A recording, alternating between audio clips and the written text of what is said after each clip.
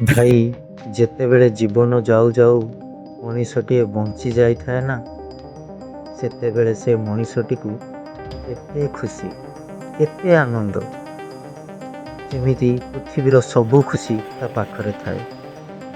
ତା ସାଙ୍ଗରେ ତାହାର ପରିବାର ଲୋକେ, ତାର ବନ୍ଧୁବାନ୍ଧବ ସମସ୍ତେ ପୃଥିବୀର ସବୁ ଖୁସି ପାଇଥାନ୍ତି।